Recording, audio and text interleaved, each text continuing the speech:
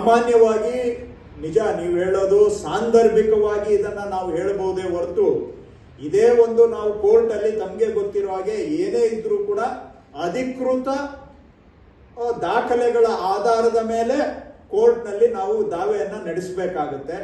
ಆದರೆ ಖಂಡಿತವಾಗಿ ವಾದ ಮಂಡನೆ ಮಾಡುವಂತ ಸಂದರ್ಭದಲ್ಲಿ ಸಾಂದರ್ಭಿಕವಾಗಿ ಈ ರೀತಿ ಹೇಳಿದ್ದಾರೆ ಅನ್ನುವಂಥದ್ದನ್ನು ಕೂಡ ಪ್ರಸ್ತಾಪ ಮಾಡಬಹುದು. ಬಟ್ ಅವೆಲ್ಲ ವಿಚಾರಗಳು ನಮ್ಮ ವಕೀಲರು ನಿರ್ಧಾರ ಮಾಡ್ತಾರೆ. ಬಟ್ ಈ ವಿಚಾರವನ್ನ ನಮ್ಮ ವಕೀಲರ ಗಮನಕ್ಕೂ ಖಂಡಿತವಾಗಿ ತರ್ತೇವೆ. ಅದು ಏನಾಗುತ್ತೆ, ಪೇಪರ್ ಅಲ್ಲಿ ಅಲ್ಲಿ ಇಲ್ಲಿ ಕವರ್ ಆಗಿದ್ದು ಎವಿಡೆನ್ಸ್ ಆಗಿ ತಗೊಳ್ಬಹುದು. ಅದನ್ನ ಎವಿಡೆನ್ಸ್ ಆಗಿ ಅಡ್ಮಿಟ್ ಮಾಡೋದಕ್ಕೆ ಒಂದು ವಿಚಾರ ನಡೆಯುತ್ತೆ. ಇಲ್ಲಿ ನಮ್ಗೆ ಇವೆಲ್ಲ ಇದಕ್ಕಿಂತ ಡಾಕ್ಯುಮೆಂಟ್ ಈಗ ನಿಮ್ಗೆ ಹೇಳಿದಾಗೆ ಇಷ್ಟು ಲೆಟರ್ಸ್ ಗೌರ್ಮೆಂಟ್ ಆಫ್ ಇಂಡಿಯಾದು ಅಫಿಷಿಯಲ್ ಲೆಟರ್ಸ್ ಇವೆಲ್ಲ ಬರಗಾಲ ಘೋಷಣೆ ಮಾಡಿದ್ದಾರೆ ಕರ್ನಾಟಕದವರು ಅಂತ ಸೆಪ್ಟೆಂಬರ್ 27ನೇ ತಾರೀಕು ಅವರೇ ಹೇಳಿದ್ದಾರೆ. ನಾನು ನಿಮ್ಗೆ ಹೇಳಿದೆ ಬರಗಾಲ ಘೋಷಣೆ ಮಾಡುವಂತಹದ್ದು ಸಾಮಾನ್ಯವಾಗಿ ಅಕ್ಟೋಬರ್ 31ರವರೆಗೆ ಕಾಯಬೇಕು. ಇವ್ರು ಹೇಳ್ತಾರೆ ನಾವು 3 ತಿಂಗಳು ಲೇಟ್ ಮಾಡಿದೀವಿ ಅಂತ. ನಾವು ನಾರ್ಮಲ್ ಟೈಮಿಗಿಂತ 1.5 ತಿಂಗಳು ಮೊದಲು ಡಿಕ್ಲೇರ್ ಮಾಡಿದ್ದೇವೆ. ನಾವು ಡಿಕ್ಲೇರ್ ಮಾಡಿದ್ದು ಸೆಪ್ಟೆಂಬರ್ 13ನೇ ತಾರೀಕು, ಮೆಮೊರಾಂಡಮ್ ಸಬ್ಮಿಟ್ ಮಾಡಿದ್ದು ಸೆಪ್ಟೆಂಬರ್ 22ನೇ ತಾರೀಕು.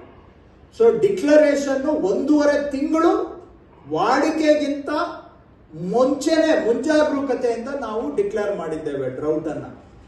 ಇಷ್ಟು ತಿಂಗಳು ಯಾವತ್ತೂ ಕೂಡ ವಿಳಂಬ ಆಗಿದೆ ಅಂತ ನಾವು ಭೇಟಿ ಮಾಡಿದಾಗ ಯಾವತ್ತಾದ್ರೂ ಹೇಳ್ಬೋದಾಗಿತ್ತು. ನಾವು ಗೃಹ ಸಚಿವರನ್ನ ಭೇಟಿ ಮಾಡಿದ್ದೇವೆ, ಪ್ರಧಾನಮಂತ್ರಿಗಳನ್ನ 2 ಬಾರಿ ಭೇಟಿ ಮಾಡಿದ್ದೇವೆ, ಹಣಕಾಸು ಸಚಿವರನ್ನ ನಾನು ಖುದ್ದಾಗಿ ಭೇಟಿ ಮಾಡಿದ್ದೇನೆ, ಹಾಗೂ ಗೃಹ ಕಾರ್ಯದರ್ಶಿ ಕೃಷಿ ಕಾರ್ಯದರ್ಶಿಗಳನ್ನ ಭೇಟಿ ಮಾಡಿದ್ದೇವೆ. ಯಾವತ್ತೂ ಕೂಡ ಯಾವುದೂ ತಕರಾರು ಎತ್ತದೆ, ಇಲ್ಲಿವರೆಗೂ ಒಂದೂ ಅಬ್ಜೆಕ್ಷನ್ ಹೇಳದೆ ಇವತ್ತು ಓಟುಗಳನ್ನ ಕಸಿದುಕೊಳ್ಳಬೇಕು ಅನ್ನೋ ಒಂದೇ ಕಾರಣಕ್ಕೆ ಅನ್ಯಾಯ ಮಾಡಿ ಅದರ ಮೇಲೆ ಜನಗಳ ಕಣ್ಣಿಗೆ ಮಣ್ಣು ಎರಚತಕ್ಕಂತಹದ್ದು ಇದೆಯಲ್ಲ, ಇದು ಅನ್ಯಾಯದ ಮೇಲೆ ಗಾಯದ ಮೇಲೆ ಬರೆ ಎಳೆದ ಹಾಗೆ, ಬರೆ ಎಳೆದು ಸಾಲದಕ್ಕೆ ನಮ್ಮನ್ನೇ ಅವಮಾನಿಸುವಂತಹದ್ದು. ಯಾಕೆಂದ್ರೆ ನಮ್ಮ ಸರ್ಕಾರವನ್ನು ಅವಮಾನ ಮಾಡಿದ್ರೆ ಕರ್ನಾಟಕದ ಜನಗಳನ್ನ ಅವಮಾನ ಮಾಡ್ದಂಗೆ, ಸುಳ್ಳುಗಳ ಆಧಾರದ ಮೇಲೆ ಇವತ್ತು ಈ ಅವಮಾನದ ಸರಮಾಲೆಯನ್ನ ನಮ್ಗೆ ಒರೆಸುವಂತ ಕನ್ನಡಿಗರಿಗೆ ಒರೆಸ್ತಕ್ಕಂತ ಪ್ರಯತ್ನವನ್ನ ಅವರು ಮಾಡ್ತಾ ಇದ್ದಾರೆ. ಸೊ